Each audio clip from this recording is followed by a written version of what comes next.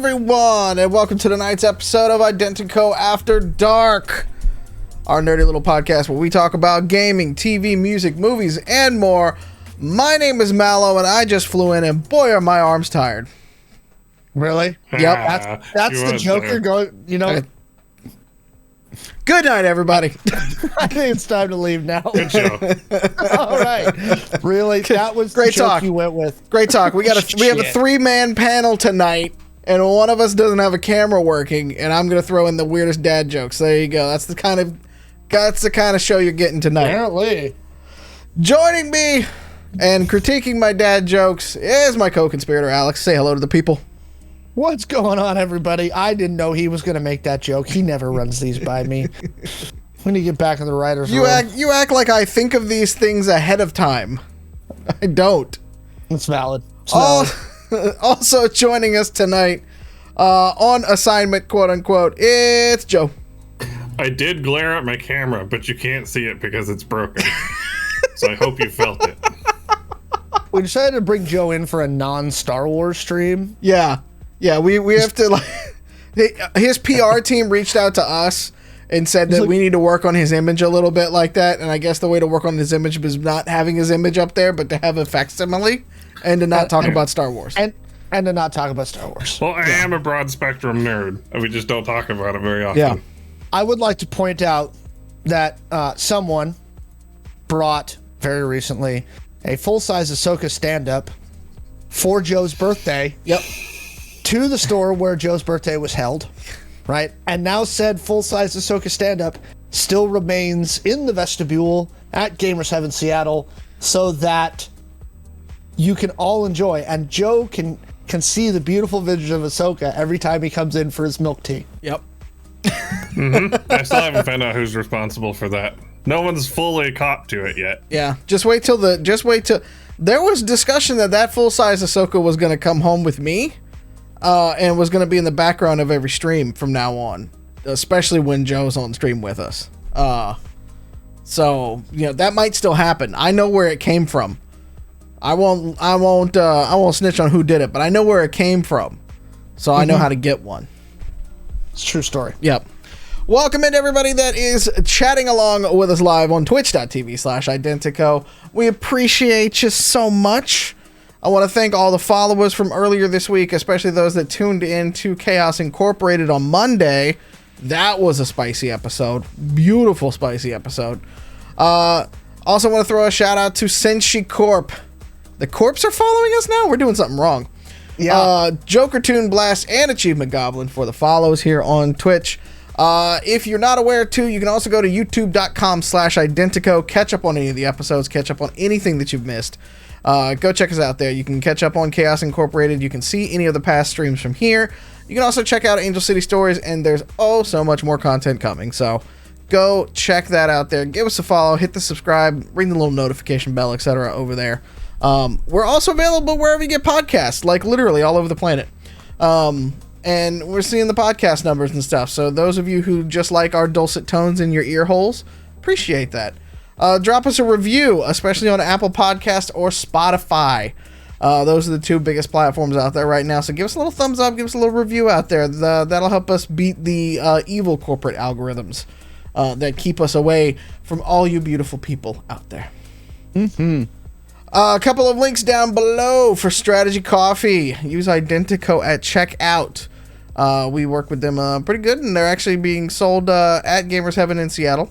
Good stuff. I go in for my coffee all the time. Hero Forge for your miniature needs, all your miniature needs. Go check them out, including the color. Hey, your camera, move it back just a little bit because your camera was like halfway. Yeah, there it goes. Oh, there we go. Yeah, there it goes. He's got some nice cyber wings and a gun and a weird weapon thingy that I put on him. I like making random things on Hero Forge because it's silly. Yep. And if you need anything else about the game that we are doing, go to playidentico.com. Check it out. There's a ton of freebies. There's a ton of good stuff there. Go check it out. And there will be more updates in the near future. Hint, hint, nudge, nudge. That's all I'll say about that. It's true. You're getting more Ahsoka statues? Yes. I feel as but though, like, at this point, though, I can't have an Ahsoka stand up at my house because if so, Joe would come in and smack it like Will Smith and Chris Rock. You know, So- I think there's a way we could plant a series of them in Joe's house. It's like the worst Easter egg hunt in the world. Let's be All these 100% mini honest. Ahsokas. My brother would 100% help you facilitate He that. absolutely would. Because he's a traitor. Yeah. Great. I love it. Oh my love god, it. now I really want to get like little tiny Ahsoka stickers and just like randomly start putting them around Joe's house. You know, I did that to my boss once at work.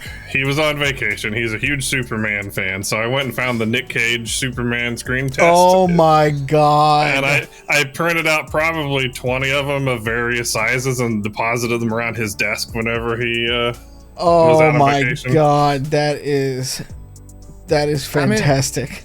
It's a good idea. I like it. Oh.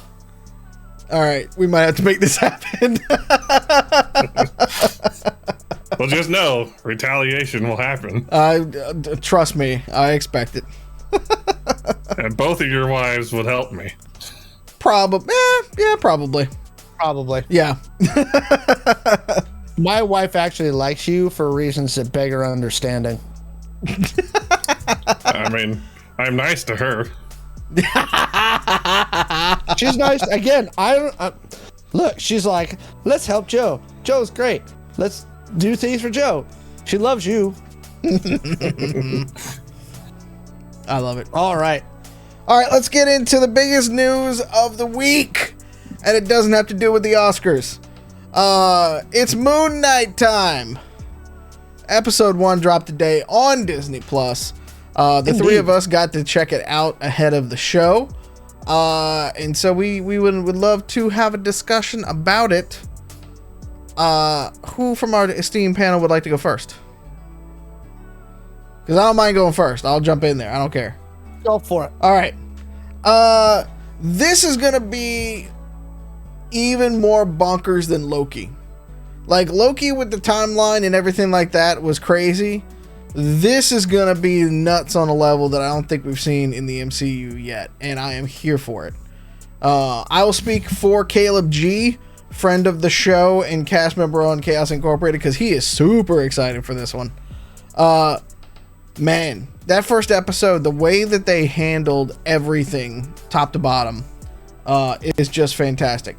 Also, before I get into anything that is spoilery, this is a spoiler cast. We will talk about the details of episode 1 from Moon Knight. We're also going to talk about episode 1 of Halo. Yes. There's not many.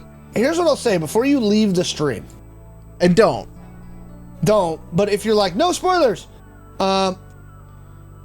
there's not a lot to spoil. Yeah, if you've Yeah. seen the trailer, you've seen episode 1 for the most part. You don't, I wouldn't even say that. I mean, like, because the trailer's got some stuff. The trailer's got some stuff that we haven't seen in the show yet. So to start, the thing I love about what they're doing with Disney Plus is that whether it was WandaVision, Loki, or now Moon Knight, they're breaking out of the mold. Yes. Right? This is not like, let's do typical MCU fare, right? Because there is some criticism, some critique to be made of some of the MCU movies. They follow certain formulas and they work for them, and they'll vary it up a little bit, and each one's got a slightly different tone, and there's different themes. But a Marvel movie is a Marvel movie, right? We all get that. The shows, they seem to feel, and Kevin Feige seems to feel, I can go out on a limb with the shows in a way that I can't do with the movies, and for good reason. Mm-hmm. It's way less of a risk for Marvel, for Disney. That actually benefits all of us, though, because I think it gives them, I think Kevin Feige is willing to give the writers and directors on these shows a little more room to play, right? I thought the first episode was good, not great. I could definitely say, so Moon Knight is one of my favorite comic book characters. I've always loved Moon Knight. I was attracted to him as a young person because I loved his costume. I thought his costume looked really cool. as most 8-9-year-olds are attracted to comic book characters by that costume looks cool, right? That's so dope. Yeah. So, which is how I picked comic books when I was like 8, 9, 10, 11. Yep. Right? Was who has the coolest costumes. If you are not familiar with Moon Knight, if you're kind of coming into this cold, this episode might be confusing. I actually am going to go back and try and watch the episode with my wife tonight to see what she thinks about it. Because there's definitely a sense I could get in there where I could be like, this could really confuse some people. Well, I'll use that as a segue on mine. Because I was a Moon Knight virgin. I knew he existed because my older brother was a fan of him, but I've never really read anything about him or anything that contained him as a character. So I knew almost nothing about Moon Knight. And I will agree the first episode was a little confusing. I would say about the first 2/3 of it were kind of confusing, and then they kind of put some pieces together, so you're like, oh, okay, this is what's happening now. I will say, I could have done without the very first scene with the glass. Oh, yeah. That's the thing I hated the most about Die Hard was when he was walking across the glass. I was really confused what was going on with that scene. Well, like, I'm just sitting there curling up into a ball, like, grabbing my feet, because, like, that's what bothers me. And I was just like, and when it got done, I was like, wow, that is a very strong note to start the series on. Let me explain this. Let me explain this for the chat. This is the first scene in the whole series, so it's not a huge spoiler. So you see kind of in the shadows what turns out to be Ethan Hawke's character. He sits down with a bunch of stuff, and he pours some water into a glass, and he drinks it, and then he folds it up in a napkin, and he smashes it with his cane. And then he takes the broken glass and sticks it in his sandals, and then sticks his feet in the sandals and walks out of frame. Yep. And for a good chunk of the episode after that, you hear him crunching on glass as he's walking. That is so. Yes. That is so. I guess let's go back because we have a bad habit of not summarizing what the show is before we jump into reactions. Moon Knight is heavily influenced by Egyptian culture, and that entire scene that they are talking about is kind of a show of dedication to his god, which is Amet. Amet, yeah. Okay. I'm getting them all. I'm having to like dig up 6th grade history with this show again. And so the whole point of it is that like Marc Spector is basically a mercenary that died in the desert and was resurrected by I'm gonna do a Zonshu, right? Zonshu? Khonshu. I don't know why. Yep. I don't know why it's hard for me to do. Khonshu, which gives him his powers, but basically also has created the dissociative identity disorder, which is why in the first episode you've got Stevie or Steven Grant. You've got Marc Spector, who is we don't know who's actually the more like dominant personality. And then you've got Khonshu who's talking to him, which to me the way that they did this was it's just a voice. If you've watched the latest Venom series and you hear the way that they did it there, I think they did a better job of it here. But the way they kept talking about Stephen Grant as the idiot was hilarious. I definitely got the strong Venom vibes out of that dialogue. I was like, oh, it's a more cultured symbiote. Yep. Part of the reason is they got F. Murray Abraham to do that voice. Oh, so good. So good. I was like, is that who I think it is? Oh, it is. Oh, okay. You know. So there are some interesting sequences where they time jump, and not because there's time travel. No. But because you are seeing the show from only one of the personalities' perspectives. Yeah. You know that there's some funky stuff going on early in the show because you see Oscar Isaac's character like strap himself to a post when he's laying in bed with like an ankle strap and he puts stuff down and he's got blue tape over his door to see if he leaves. So you definitely know sand on the floor. Yeah, you definitely know there's some funky stuff going on right from the get-go. And then they kind of lean into it more and more and more and more as the episode goes on. You really only see Moon Knight as Moon Knight for a second. Mm-hmm. That ends the episode on the cliffhanger. Right.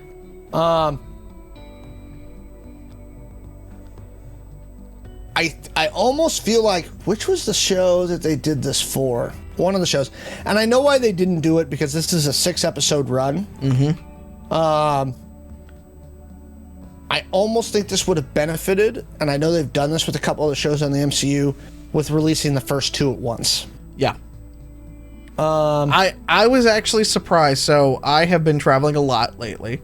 And I downloaded this and Halo for the flight back today, because it dropped today, and then Halo I'd had queued up for the show tonight. And I was very surprised. I expected and had it planned out for 2 episodes at the beginning, because I guess I had misunderstood that it was going to be an 8-episode run for some reason. And I was very shocked that it was only episode 1, and it's a longer episode. These episodes are in the 45 to 50 minute range, I think. But you get through a large portion of it, and then it finally picks up. It's very slow to get off the ground at first, which surprised me for it to be a 6-issue run like this. And then it starts to kind of kick up, and you start to like pull back the onion a little bit of all the different personalities that Marc Spector, Stephen Grant, Moon Knight, all of that. And then there's even, like, from the comic books, there's even there's Jake Lockley, and then Mr. Knight is another one as well. That's like later, that's later kind of thing. So so it's an interesting kind of like pull for all of these different personalities and stuff. And so I like the reveal. I think that it was a little slow to get going, but eventually, like, it got to a nice crescendo. But I think this is one of those ones where, like, there's so much to establish in the first episode that I really do feel like they need to drop 2. I thought the pacing was pretty solid, because I think the slow start for the first, like, third or so of the show, I think that kind of, for me at least, kind of highlights the eventual kind of breaking down of his sanity, so to speak. I mean, he's already broken. You kind of figure that out later in, but, like, he seems to, like, have, air quote, had it under control up until, like, the third of the way through the show, and then shit starts to break down.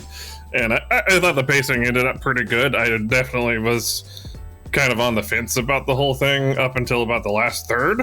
Yeah. Because, like, again, I don't know anything about Moon Knight, so I was kind of worried they were going to kind of deep dive into some ridiculousness with it.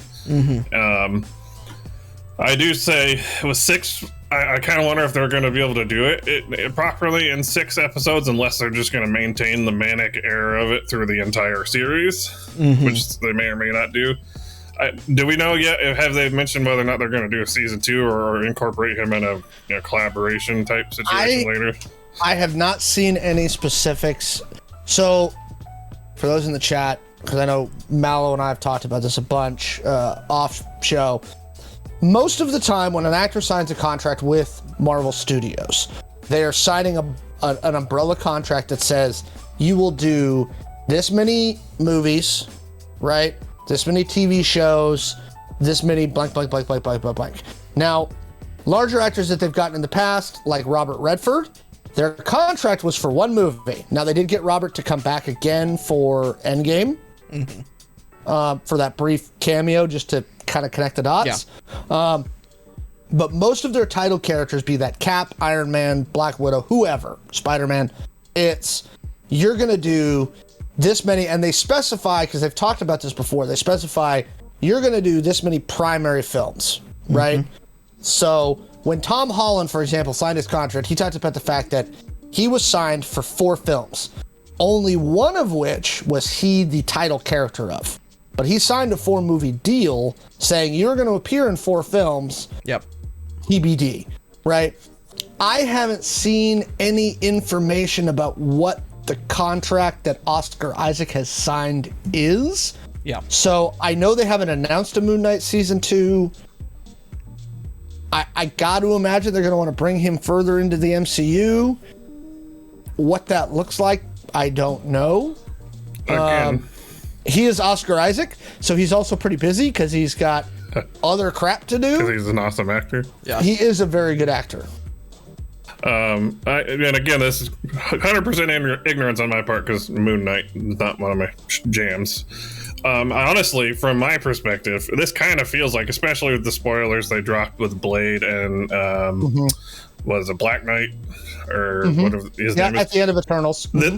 From what I'm getting here, this kind of feels like he would be a decent mashup for that. Because in the brief research I did with on this one, isn't there at some point in the comics that he fights a werewolf? Basically, So he started out fighting a werewolf. That was the first issue that he did. So I'm wondering if the MCU is kind of pushing towards a more Blade, supernatural, vampire, werewolfy kind of thing. That's the impression I'm getting with not only Doctor Strange and the like mystical side of it, but yes, that's the impression I'm getting. Chaos Magic and Agatha and everybody else. I think it's all been but confirmed at this point that would be connecting the two, and even in the comic series, like, he has connections with Daredevil. He's got connections with Avengers. He was actually most notably, I think, part of Secret Avengers. West Coast. That was my next question. Are we pushing towards the West Coast Avengers movie? I really hope so, but I don't know from a movie like franchise thingy. For comic books, you could be like West Coast Avengers, and it kind of makes sense. I don't know if that makes sense as a title for a film. They won't. They're moving towards Secret Invasion and the Secret Wars and stuff like that right now. That's the big next pull together kind of thing. And then after that, it's probably Doctor Doom and Galactus, because that'll be part of Fantastic Four. And when Force Stick. Yep. I think the supernatural side of things, though, with Blade and all of that kind of stuff, I think is going to be its own thing. Just like I think, and I think they will weave them in some bloody way. And I think to what Alex just said, I think Doctor Strange is the connection somehow to get them all into a big movie like that where it makes sense. And I think that, here's the thing. A guy like Oscar Isaac, you never signed to one series. Ever. Hopefully. Nah, you're not. He did 3 movies for Disney already in Star Wars. Like, he's good for it. He's going to keep taking that Disney money if he gets it. That's and true. You don't put him in a title character like Moon Knight without attaching multiple other, pieces. And I think that Disney's seeing a lot of success with their series, especially. I'm gonna go out on a limb and say they're actually cheaper to make than the feature films in some cases. They are, even though the CGI is very high still on them. But I think it's they're seeing those gross sales in Disney Plus subscriptions, and they're looking at it like, yeah, this is sustainable for a while because we got a lot of great content to pull from, and we've been getting A-list tier actors in every title character. Well, and this kind of, I think, comes back to their strategy, like you're saying with Disney Plus, and I think they're looking at Netflix, and I think this is just complete conjecture on my part, but I think with Netflix they see a wounded animal. Yeah. Disney Plus is still $8 a month. Yes. And they're like, yeah, we're not going to raise the price for a while. I think they see a wounded animal in Netflix. I think they know that they own probably at least 6 of the top 10 franchises in the world for IP. And they're like, screw it. I would love to see their first watch numbers. I'd love to see the other data that they're getting that they're not releasing. Yeah. I would really like to see Disney. They started doing it sort of, I'm not 100% certain of all the licensing crap that went on with it, with Deadpool and some of the other more R-rated Marvel films. I just got done watching Peacemaker. An amazing show. Enjoyed the hell out of it. I want to see Marvel do something on that tier. You know, that. It's funny that you bring that up because something came out today about how Disney may have gone back and edited episodes of Falcon and the Winter Soldier to take out some of the more gruesome fight scenes in that. Really? I didn't see that. There was a few scenes, and it's been noticed. I caught it first on Reddit, and I think it's picked up a little bit of steam. But there's some times, and I do remember these scenes because I was like, wow, Disney went there. Okay, cool. There's some fight scenes in that show where, like, especially because you know how they've got the other super soldiers that they're fighting against. Like, they've got to hit them hard, and I think at one point in time, like, it's either Bucky or Falcon, like, threw a piece of, like, rebar or, like, a wrench or something like that, and it went through her shoulder. And I think they've gone back and edited out that part of it, but left her performance being stuck to the wall in there.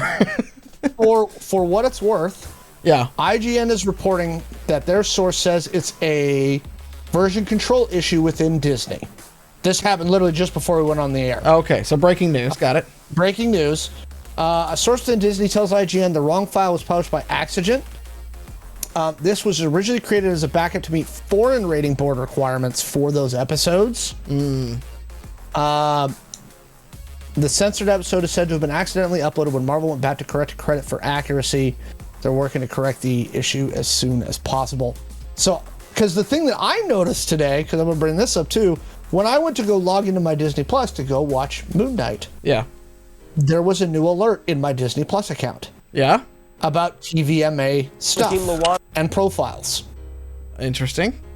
And which profile they were like, hey, we need you to 4-digit pin this because we're putting more TVMA stuff and we want to know which profiles are allowed to have TVMA access. Because I, of course, have a profile for my little one, right? So that she watches things that are, you know, age appropriate for her. It's set as a kid's profile. But it asks, it's like, hey, you know, we don't know, maybe you want him to watch, you know. Yeah. No, I didn't have to pin crazy it. Stuff.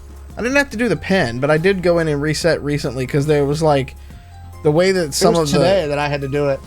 Well, I just did it like right before I left a few days ago because I had to re-up the thing.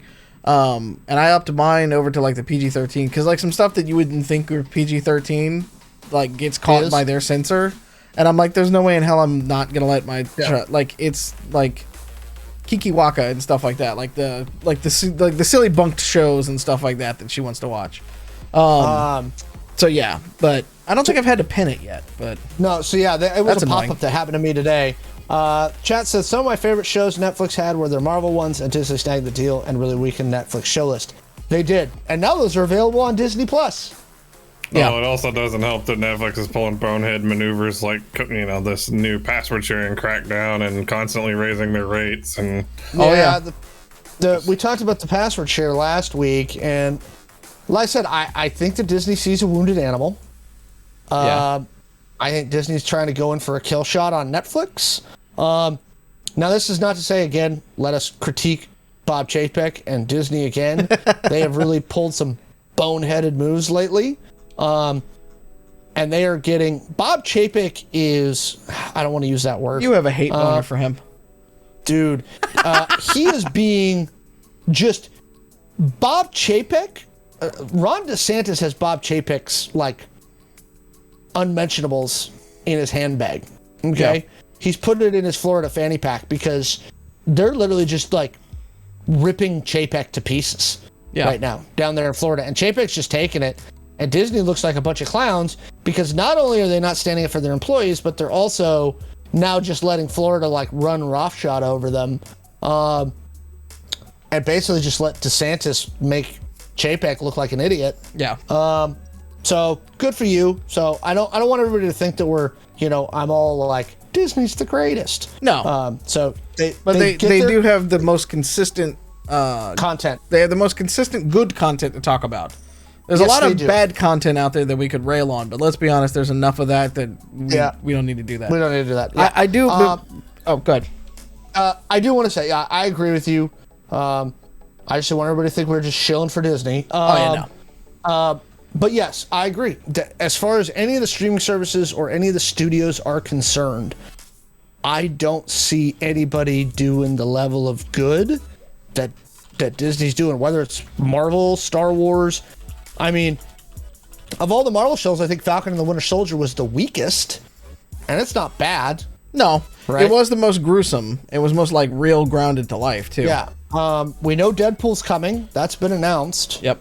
They've got the writers. They've got the director announced. Like it's happening. It's Answer that happening. question, Mal. They do not have. Oh, what the hell am I paying for it for? Then? They quietly closed that down in December, I think. False. What? The Close what adult down? content. The adult on content HBO. on HBO. Oh yeah. And I personally, I haven't logged into my Netflix in forever, pretty much since I stopped watching Arcane. And I really think I've been kind of disappointed with their original series, pretty much since they started making them, because they just have this approach where they're just throwing a handful of like cornflakes on the wall and seeing what sticks, and then trying to milk it, and it just has not worked out very well. Yeah. And I'm gonna verbalize what we're talking about in chat here. Somebody asked about the Punisher show. Nothing's been announced.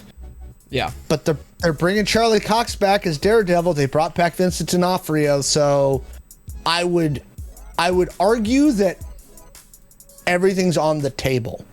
They got to be really careful about that, though. And they've changed the logo and all that kind of stuff, which is good. But they got to be really careful how they approach that from a Disney Plus perspective, because of everything else that's going on in America right now. But I put in the chat, I kind of think they'll just fold him into something else, like Probably. Defender style, because he works in that kind of realm. Street level. Yeah. Or like in a Hawkeye kind of, mentality where it's a little bit more of a realistic kind of, piece. Yeah. In fact, I really want to see all of those characters minus the crappy Iron Fist come back in a new set of series that's more, focused on that street level kind of stuff. Well, Yes. I will say I didn't care a whole lot for the like brief Punisher show they had on Netflix. I didn't care a whole lot for it. I really You're like the liked. only one. I really liked his part in the Daredevil season he was in. I thought that was a very well done story arc. Mm-hmm. But I just didn't really care a whole lot for his standalone show. He's got even just like the movie that they had, like it's got to be John Wick. It's got to be Marvel version of John Wick level, and nobody's done that yet. The movie that they did came close. It's hard. It's hard to do. It's really hard to do. I think Punisher is one of the more, because Lord knows they did 3 Punisher movies. Yeah, over I think the so. years, I think 3 it's been times somebody's tried Punisher. Punisher is super difficult to nail down in a film environment. Well, it's interesting because it's a nuanced character, believe it or not. Is. As for as much, what's that? That's why I loved him in the Daredevil season, was because exactly. normally he's just like you were saying, like kind of John Wick kind of character, just go kill a bunch of people. But like in that one, like he was emotional as hell, and the actor fucking sold it. Yeah. And like it tugged at your heartstrings when he's in laying next when they're in the graveyard towards the end of it, and he's telling Eric Red about the story of his why he's doing what he's doing. And that's why I think they might give him his own episodes, but I think they will always pair it up with some other part of the verse, so to speak, that it's working with, because John Wick kind of pulls a little bit at your heartstrings at certain points, because like you understand the mentality and the reason why he does that, and he does what he does, but like the way that he plays off of the rest of the Daredevil cast, and I think they could do the same thing with like a Jessica Jones, like those two paired up on screen, like I think it just plays well, and in some ways kind of gives a little bit of that mirror up to the rest of the teams that are out there of like the realism and the fallout and all that kind of stuff that kind of comes along with it too, which I think is very, very good. Before we jump off Moon Knight, I want to talk about how Kevin Bacon and Ethan Hawke look exactly alike. No, they don't. They kind of okay. do. They kind of do. Okay. Okay. You gotta sell this. No. Go I'm back. Sorry, what? Go back and look at X-Men First Class. And look at Kevin Bacon's role in X-Men First Class. And then compare it as Sebastian or whatever like that in there, and then compare it to what Ethan Hawke looks like right now. I can definitely peg them as siblings. 100%. 100%. Apparently, chat thinks you're out of your mind. Nope. Chat, I have pictures to prove it. All right, we will have to do this maybe in YouTube and stuff like that. It's hard to do on stream, but no. I just have one thought about Moon Knight. BitPlayer's with you. Go with your thought about Moon Knight. So the Moon Knight, again, don't know much about it, but we're doing the whole Ennead Egyptian god pantheon thing going on again. Yes. I just want to know when Ra's going to land on his spaceship on the pyramid and SG-1's going to show up. Yeah. When are we going to find out that these guys are actually Goa'ulds? Yeah. Yes. Yeah. Okay. And I love Stargate. God, I loved that movie. That would be fun. And again, that's didn't the in the voice actor from Moon Knight play in SG-1? Didn't he have a major role? Abraham? Yeah, I thought he had a major role in that. But also, I have to look. Also, one of these days, one thing I desperately want Marvel to do is when we have like these symbiote god voices in someone's head, I just want one time for them to make a symbiote voice in someone's head that's David Attenborough. Just out of nowhere. Just David Attenborough. Can it be the Punisher though? It's just like it's pure and utter rage on the outside during a firefight and just in the background. Look how the bullets fly and they clink on the ground. Clink, clink, clink, clink, clink. Like that would be I would pay to play that video game actually, come to think of it. That would be fantastic. Oh, we need to get on it. He's super old, so.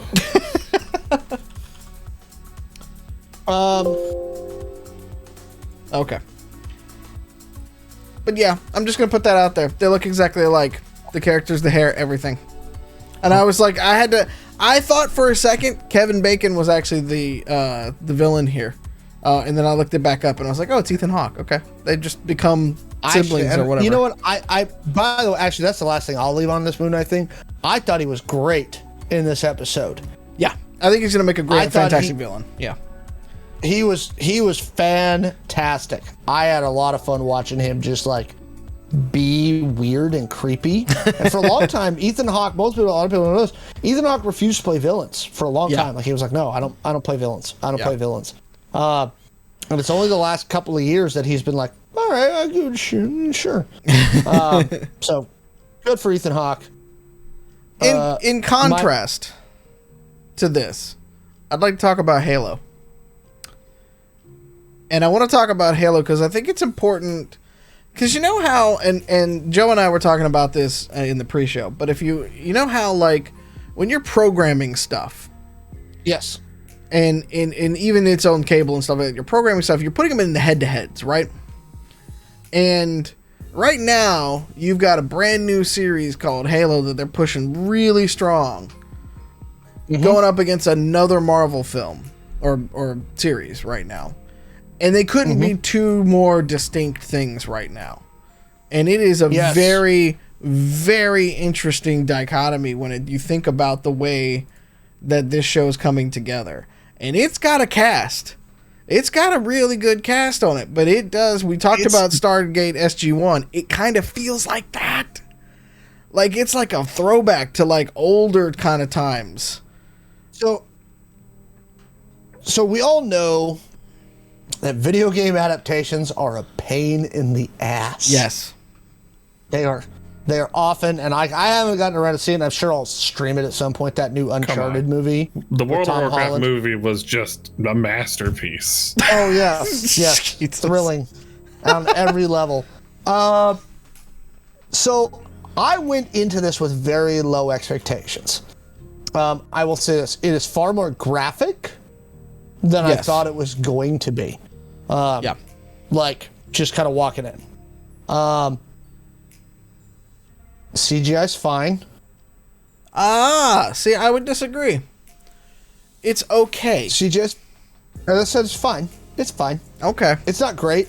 I wouldn't have approved It's not great. If I was the creative director, I wouldn't have approved it. I would have needed another cycle on that one. They still have Spielberg as an executive producer on this. 343 is heavily involved. The casting that got me the weirdest was actually who they have for Master Chief. Yes. Okay. Not that he's a bad actor, because I was like, I know him. He's one of those actors that you've seen in a billion different things. Yeah. Most famously, he was in The Wire. But I don't think Spartan Super Soldier when I look at that guy's face. That's the thing, though. Is throughout the entirety of the Halo series, you never saw John's face. Right. So he could have looked like anything. I know, and I get that.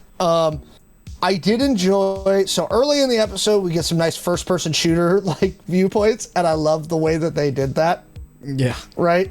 I thought it was nice. I don't want him to do it too much. Please, but no. I thought it was nice to be like, here you go. We're gonna throw some first-person shooter vibes at you.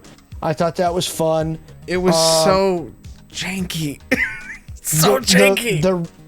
The writing has got me a little weird. Here's the thing. And I don't love the writing so far. The thing is, Halo is tropey. It is, and this is why I say it's Stargate SG-1 or it's any of the like early to mid 90s sci-fi Earth shows. Above and Beyond. Never watched that one. That was good.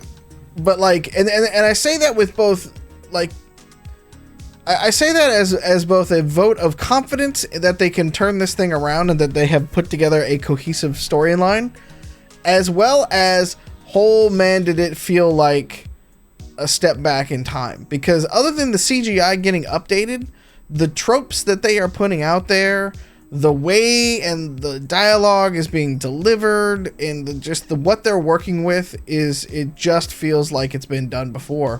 The novelty of it being Master Chief, who does thankfully play front and center with this, wears off very quickly because of the nature of, and remind you, it's got to go through the entire Halo series and come out with something that is halfway decent from a very convoluted storyline in that entire series. So one of the things that I was reading about this and that the producers were saying was that previously all the comic books and the video games and everything else was all one giant continuity, and they were very specific about sticking to the continuity. For this show, apparently, they are not doing that. They're like, nope, we're doing something different this time. Unfortunately, so it is a completely that does not new work. continuity. Doesn't work. And I'm not. I'm saying. I'm just telling you what they're saying. I know. The creators on this show are being like, we're doing a new continuity. So just because it happened last time doesn't mean it's happening this time. So take that for what it's worth. Maybe it'll be better. Maybe it'll be worse. Maybe it'll be less convoluted. It can't be Kingdom Hearts convoluted. Can you honestly say, given as popular as the Halo franchise has been since the 2000s, that you would want to be the person that helms the show made about Halo with all the frothy, angry nerds out there that just got pissed because Cortana looks like a CGI character, not knowing Cortana is a CGI character? Yeah. It's and actually we've only gotten, so the thing about Halo is it's an hour-long episode for one thing. There are 9 hour-long episodes. 9 hours of Halo. You can beat the game in real life quicker than you can actually watch this show. And you can clearly... Can you beat all of them that fast, though? No, but this is definitely not going to go through all of them. The way Lance and I play it, no, because we're constantly killing each other. Okay, fair, yes. It is funny to watch. But, like, you want to talk about slow pacing at the beginning of Moon Knight, and this is why I watched them back to back today. The slow pacing of Moon Knight is nothing compared to the slow pacing of Halo right now. Well, it seems like they come out the gate really fast, but then it's the opposite of Moon Knight. Where Moon Knight starts really slow and it's just like do, and he's gonna go work at a museum. Halo, they're like, here's some people, there's a war, Covenant and attack. here's the Covenant. Yeah. Right. And then the Spartans show up, and yay, Spartans, woo, first person shooter, pew, pew, pew, right, battle. And then it just goes back to setup and back to trying to explain who everybody is while trying to push the plot forward. And again, like you said, it's pretty tropey, but even in its tropes, there was stuff that I was like, what the flip are you doing? Right? I'll give you the best example that I had. So in the show, the Spartans like show up when the Covenant's attacking some rebel colony way out in the middle of nowhere. And there's a single survivor, and it's the girl, and of course she's the daughter of the leader of this rebel colony. Yep. And the UNSC is like, all right, hey, you were from the Outland, go talk to her and see if you can get her to do this. And so the UNSC person is on Hollow, and she's talking to the girl that the Spartans rescued, the only survivor from this Covenant attack. Yep. And I'm like, okay, cool. And she's like, hey, the UNSC is like, yo, we want you to tell people what happens so we can get people behind us. But the part that I was like, where did this plan come from in your bloody head? Yeah. Was, what if I tell them it was the Spartans that did it? Because first off, you just watched everybody you knew get slaughtered, and you have the presence of mind to be like, I know the aliens who slaughtered everybody I knew. I'll blame the people that saved me. Right? Yeah. Like, tell me, show me how this character connected those dots. Because the only thing I could think of is she's insane. Well, right? Like, and that was where I got left. Is I was like, you're absolutely bonkers. Well, and the thing about it is that and I lost all sympathy for you at that point. Well, and here's the thing is that it's to carry on what Alex is saying here. She goes from 0 to 60 in a half a second. It's not even like she considered it. It was a gut reaction. And mind you, this is the trope of like, okay, yeah, UNSC bad. Okay, big government corporation thingy bad. You know, rebels good, whatever. Fine. But like, there is zero setup for that other than basically what amounts to a Titanfall 2 cutscene at the beginning of the show before all hell breaks loose. Right. And you have no connection to this character other than they went out beyond the this is the thing.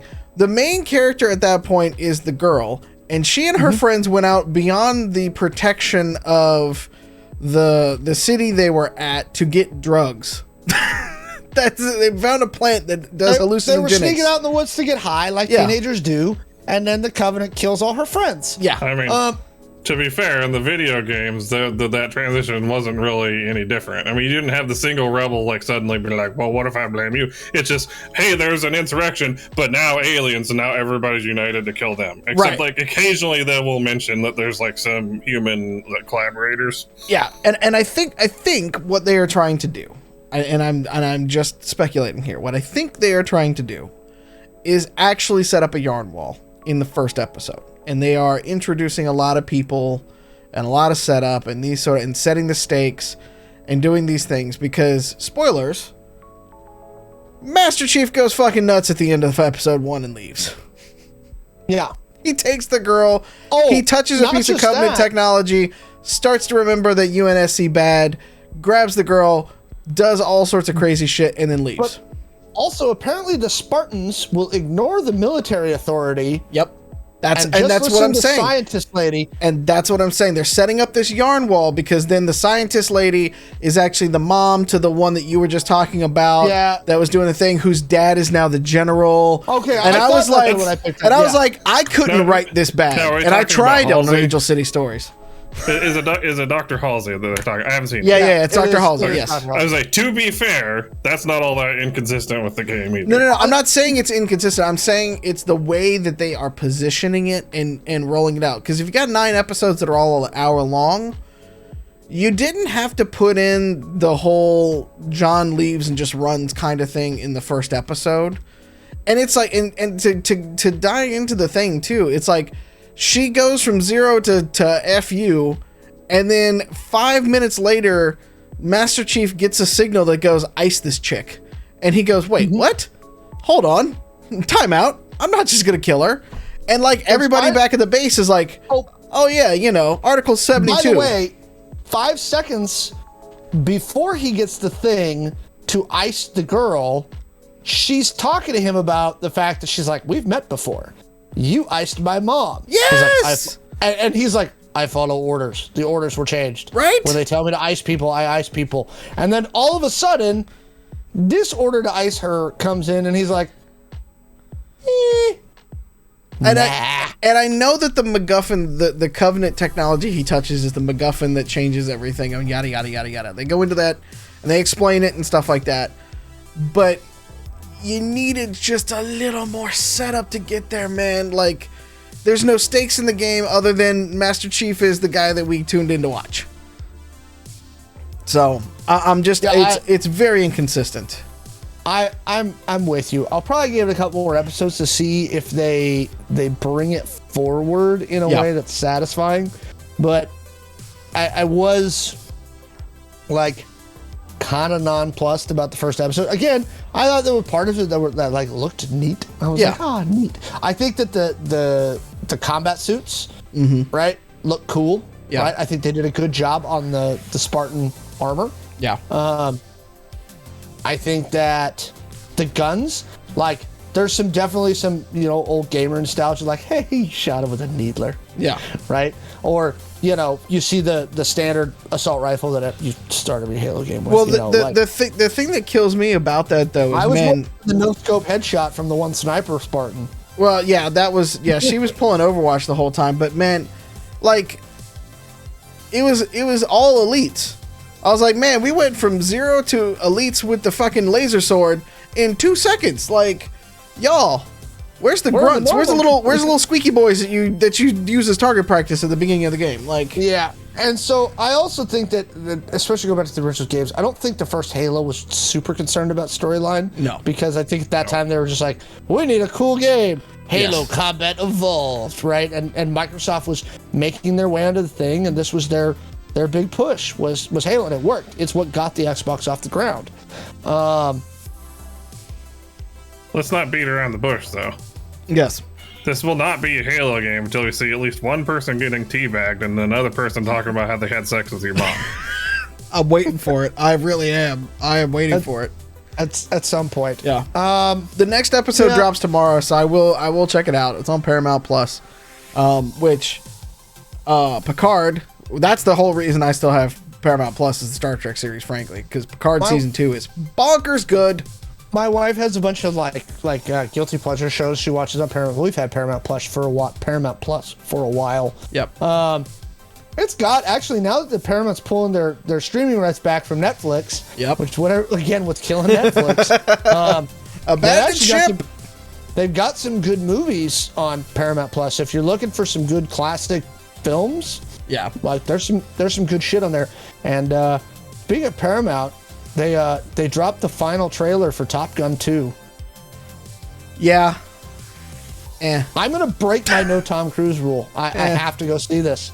Like, the thing that makes me mad is I think aside from some setup that I haven't quite seen, like I don't know who the bad guy's gonna be, right?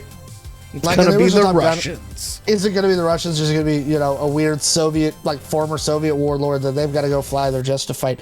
I don't know that, but it's like, y'all gave away the goat on pretty much everything else.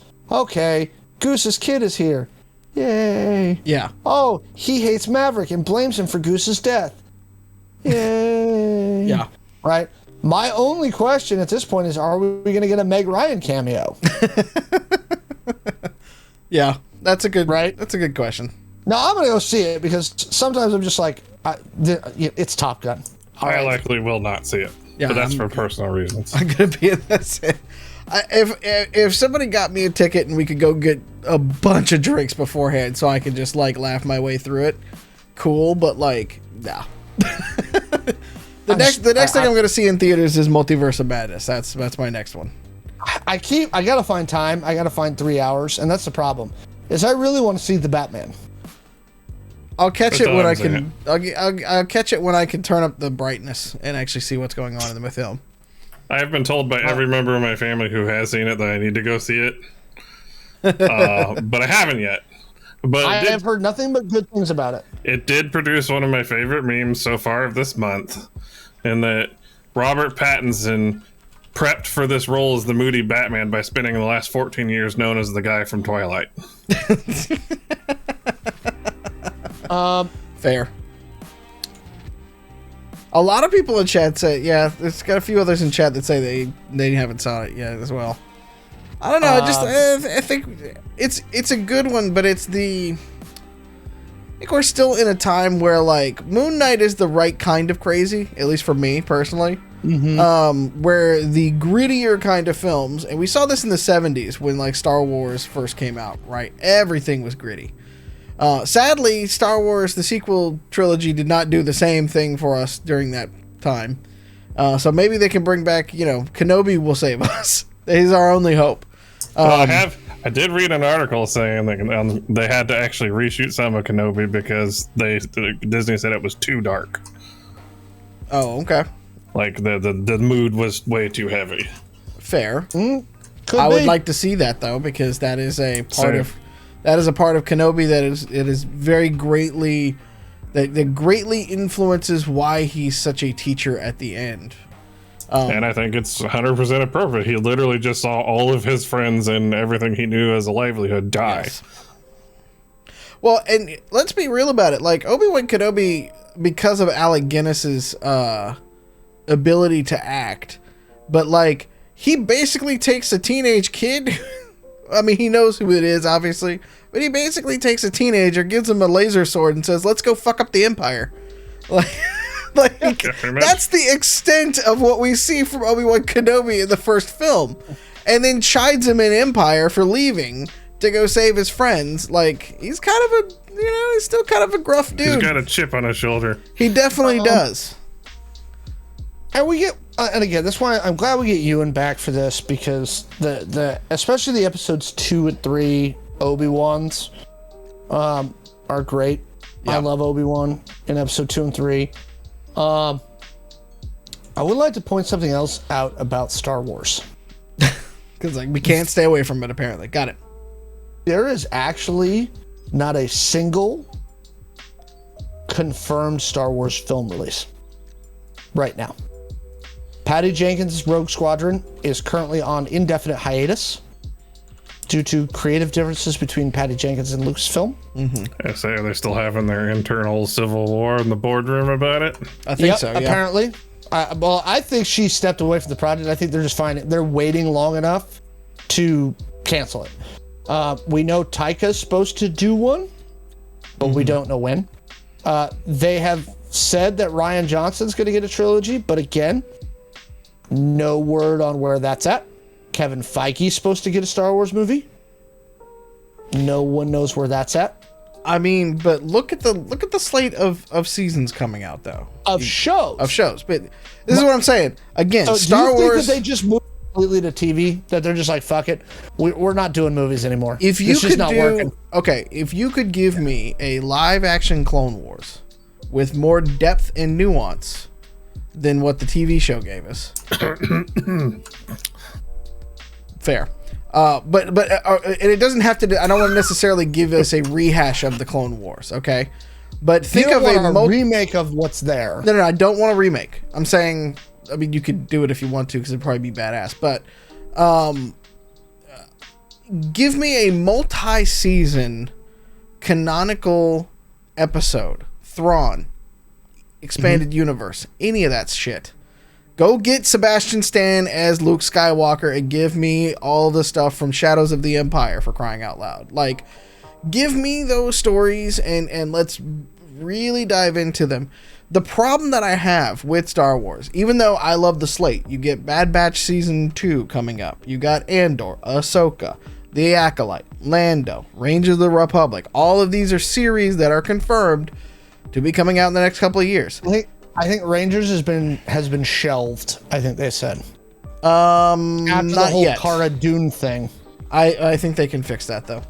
I think they can too, but I think as the last I heard, they had shelved Rangers. I think it's on hiatus till they can figure out how to figure out the Cara Dune thing. Yeah, go ahead. Like Lance pointed out, the X-Wing series would be amazing. Which I know that's what what's her name's show is supposed to be. Rogue Squadron. But that was supposed to be a movie, not a series, right? I feel like that would be a much better series. Yes. The problem is you're not going to get the budget to do the star battles and everything you need to do on a TV show. Yeah, you can. It's on Disney Plus. I think the one thing that the Star Wars continuity is really missing at this point is the real world grit away from the Skywalker clan. We've talked about that before, but like the age of the Empire is supposed to be a dark period where bad shit happens. There's all kind of like space fascists doing space fascist things and being terrible. Yep. And I think we need to see that. Andor. They've already announced Andor's supposed to be sometime this year. Yeah. I would imagine after the Obi-Wan show is over, which will be early June. I think we're going to get the announcements of Andor and Mandalorian season 3 and the exact dates on those two shows. Because Mandalorian season 3 is done. I think it's in the can. But I think they're doing CG on it now, and Andor I think is in the can. Yep. And so we know those are coming, and I think you're going to get that with Andor, where he's doing the dirty work. You're like, you see him at the beginning of Rogue One shooting his contact. I think though that you kind of get to the point though, or what we're trying to say is that I think we need a long running series that can carry us for a while. And it could be between Empire and run up to the First Republic. Or, First Republic. It could be post that. Bring back. Because here's the thing. Star Wars has always been episodic. Like, it was written episodically. And then it got too, like, the original plot line of the first 3 films was too big for one movie. So he cut it into episodes at that point. Just like Flash Gordon, which is what inspired the whole crawl and everything like that, right? So it's not out of line to just continue having Star Wars shows in a TV format, in like a 45 minutes or something like that. Make it a digestible kind of thing, and make it serialized. But the only issue that I'm running into right now is that they're still going back and rehashing things that we've already seen in the shows. Give us something new. Let us set up a new set of stakes here, and let us push forward. And make it, then we can start to see if it catches on and gets going, because then you don't have to and I'm with Joe here on this stuff about like, let's not, the Skywalker saga is done. Cool that Luke shows up in Mandalorian a little bit here and there, but I'd love a Shadows in the Empire movie. I think that's one that's been really good.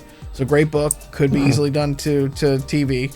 I got to figure out how to do Leia and everybody like that, right? But like, those kind of things are good, but just give us something that feels new in that era, and tell us a different type of story. Get any more.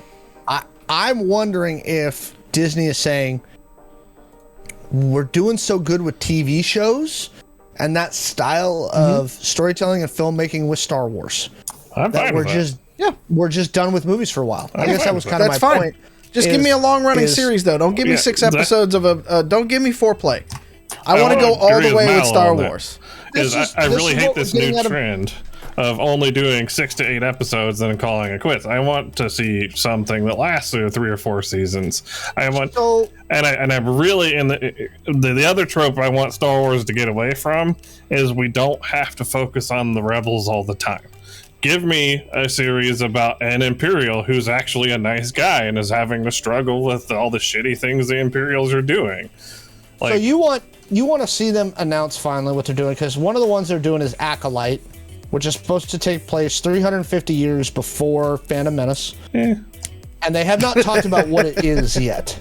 There definitely won't be any Luke in that show. It's the High Republic nonsense, and there's going to be Luke analogs. They're not going to be able to resist a Luke analog in it. And High Republic's okay. Are you? So I guess I'm confused about what you're asking for, because we got Mandalorian season 3 coming, so we know they're doing more seasons of Mandalorian. We know, I don't know if they've confirmed Book of Boba Fett season 2 yet or not. They haven't. Andor's one of those ones we could get multiple seasons of. Doubt it. So far, though, out of even out of even just the Marvel stuff, I currently think Boba Fett is the longest in the terms of seasons. Like, very few, if any, of them have gone more. Yeah.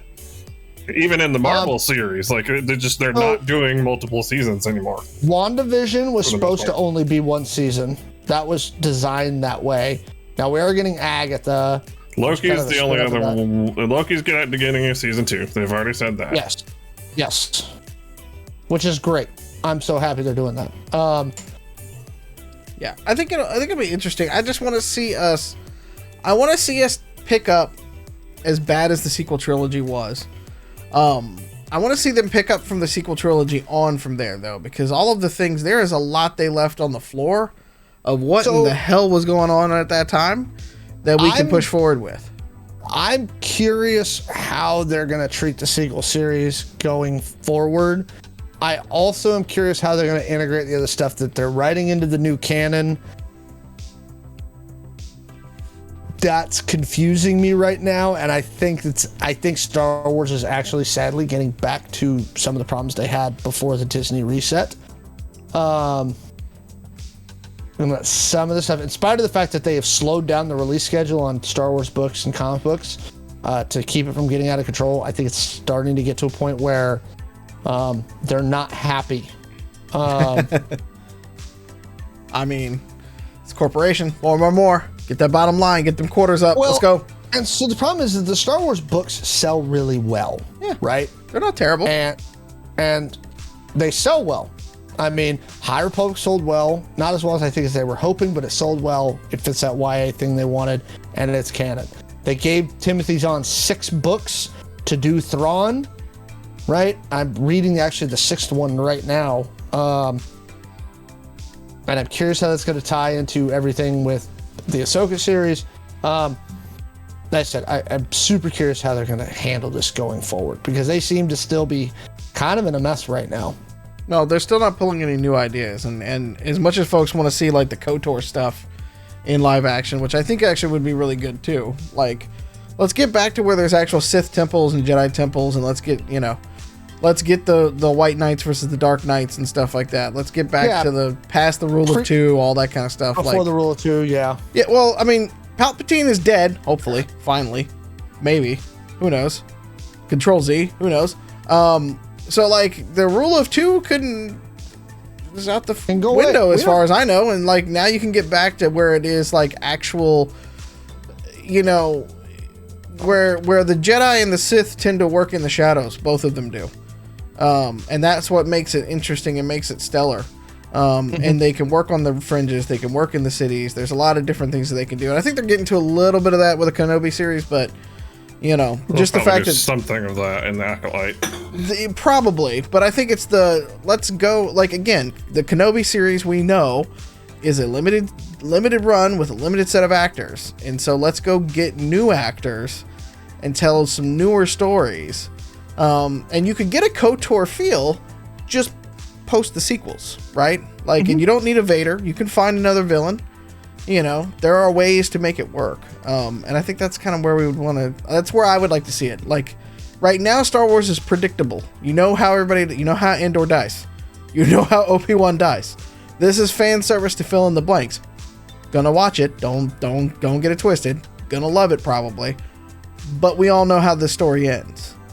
And so I want to go watch some Star Wars stuff where I don't know how the story ends. I guess that's what I feel good about The Mandalorian, because we don't know what happens to The Mandalorian. Maybe him and Grogu live happily ever after. I mean, somewhere. There's a big plot hole then of where the hell he was during the whole rest of the movie series. Plot holes? Yeah. True. That doesn't happen. But true. I know you. Speaking of weird plot holes, I think there was another series you were going to talk about that got announced release date today. Oh, giant plot holes in the shape of dragons? Yeah. Yeah.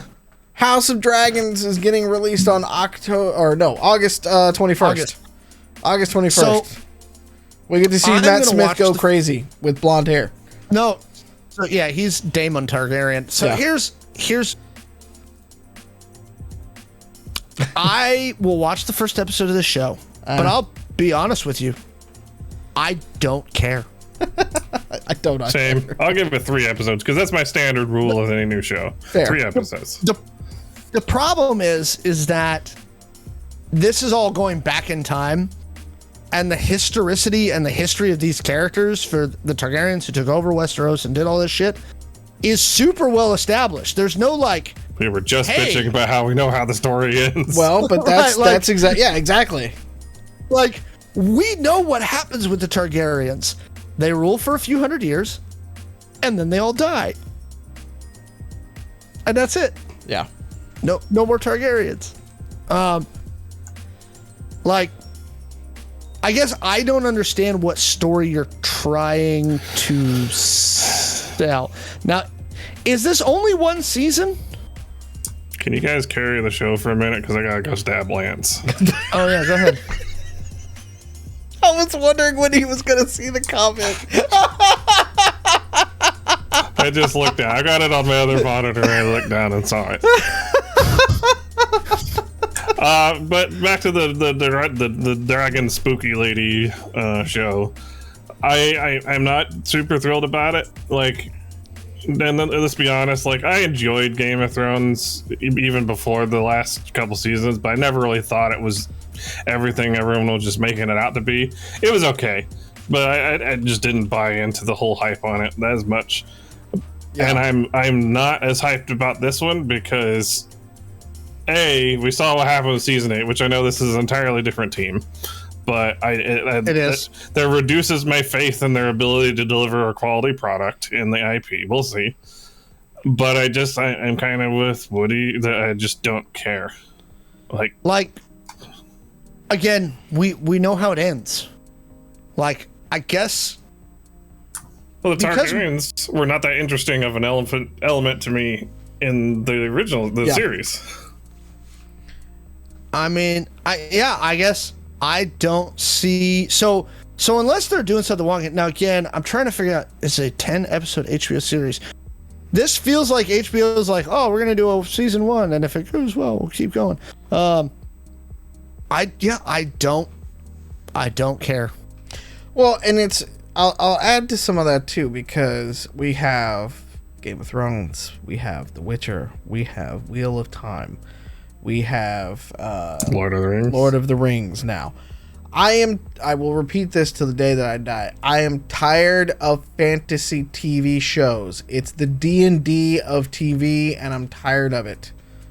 Like, I don't need 15 flavors of person with sword and long hair kill other person with sword and long hair.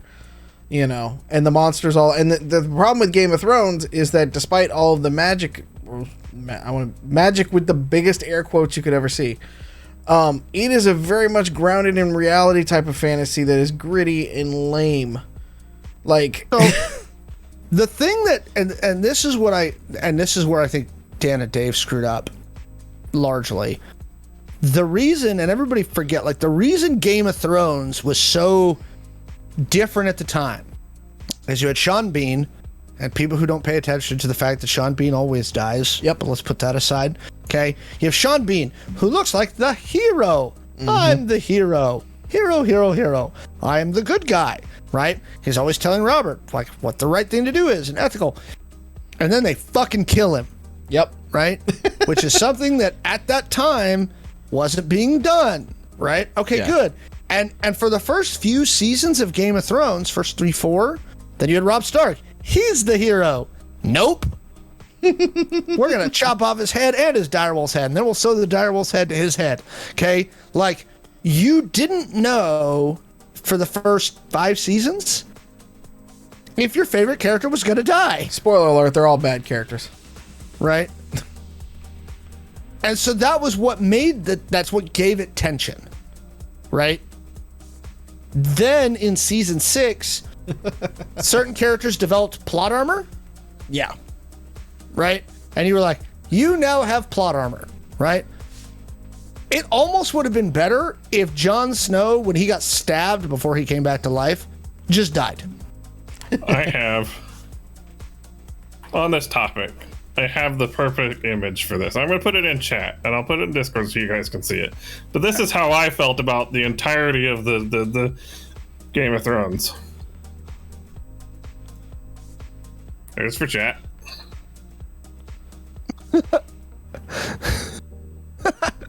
Okay. There's for Discord. Nice. I mean, I don't disagree. It just, like I said, yeah. it's wonky. It's wonky, and I'm not here for it. So, Speaking of crap that Matt Smith is in, yeah. Morbius is getting wrecked. Yeah, and not even Matt review Smith- bombed, like legitimate bombing. Like, Matt Smith is also in Morbius, as he is in this Game of Thrones show. So there's our connective tissue. Yep. Apparently, Matt Smith is the only good thing in Morbius. That's what I've heard, and he's the kinda villain, feel- isn't he? No, Oh, I don't Okay. think so. I kind of felt like I called this one many episodes ago because I remember we referenced Morbius once, and I was like, "Yeah, I saw the trailer. I had no desire to see that movie. It just looked like hot garbage from the trailer." it Like- reminds me of like a bad version of Underworld. Exactly. It looked trashy and dumb, and Well, and then Sony went and did something freaking wonky apparently in the post-credits scene, right? That apparently Marvel signed off on for reasons again that beggar understanding.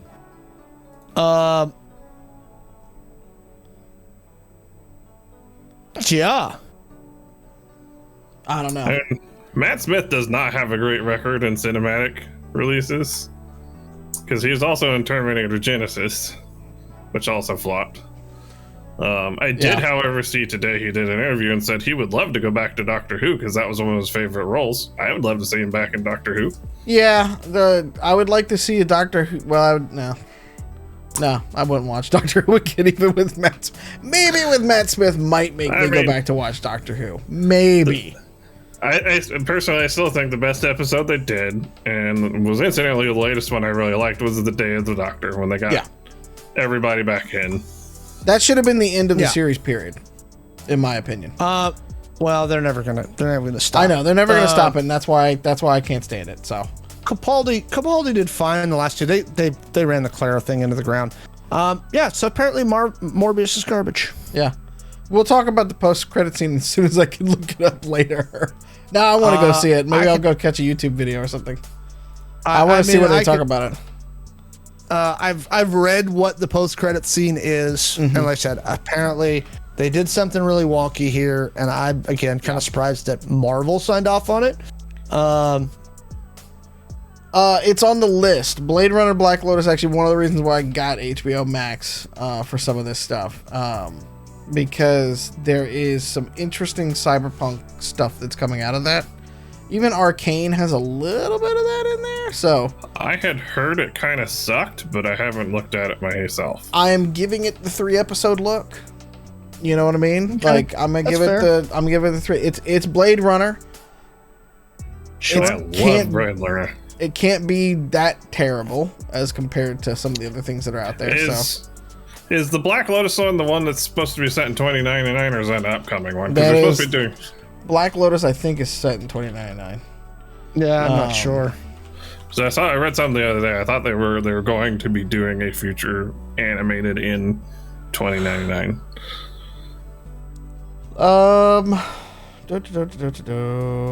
Nope, this one's 2032. So yes, there's still a 2099 one coming out then at some point in time. As far as because I also remember seeing that probably very similar advertisement, Joe. Well, I So it'll don't be expect interesting. every adaptation and spin-off to be a total gem, but it just needs to not be terrible. Yeah. Well, and I think HBO needs a series kind of like that because Altered Carbon was really good on Netflix, and I think they could bring the cyberpunk flair with it from the Blade Runner style. And that's another one of those series and worlds that like just there's so much at like the street level you could do, the corp and government level, and somewhere in between. Like you can fly at all these different altitudes on a show like that. And I just think there's a lot of potential if they do it right. So I would prefer to see a lot of it. Altered Carbon was good. I never got around to seeing the second season. The first season was very good. I need to sit down and watch that one. I tried to watch it a couple of times, but like just life got on, other shows got in the way. It's more of what I would call high cyberpunk because it's a little less grungy in a lot of aspects than a lot of cyberpunk is. I think it's kind of partially bridging the gap between cyberpunk and just straight up sci-fi in a lot of ways. But in terms of other things, Mallo mentioned a little bit, Arcane was kind of cyberpunky in a way, more steam diesel punk than anything, but it was very good. Yeah. Mm-hmm. Speaking of really good series in Netflix, one of the few things that Netflix really has, Elliot Page tweeted out their updated character for Umbrella Academy. So when Elliot had, Elliot is transgender and changed the pronouns, they went back retroactively and changed everything in the credits for the previous seasons. And now, going into season 3, Elliot is going to come out with the preferred pronouns and everything like that into the show and work it into the scripts and everything like that. The character is going to the character is going to mimic at the thing. And I think, first off, yes, Elliot is a fantastic part of that series. I just love the character that they play. It's fan-fucking-tastic. And so I believe it came with a caption of meet Victor Hargreaves. So I'm all about this right now. It's going to be amazing. So I'm looking forward to that one coming up too soon. So some light at the end of the tunnel. I know we've banged on Netflix for 2 episodes now, but there is a couple of good things left on that platform. A couple of good things coming out of this. I think that's where we leave it tonight. I was gonna say, no more. We got nothing else on quick hits. All right. Yeah, nothing else on quick hits. Until we see you all again, Alex, where can they see you? I am at the Alex the Humanoid, pretty much everywhere. TikTok, Instagram, Twitter, Facebook, everything. Alex the Humanoid. Also, I will be back at the store tomorrow running sessions of Identico at Gamers Heaven Seattle. That's 5116 196th Street Southwest in Linwood.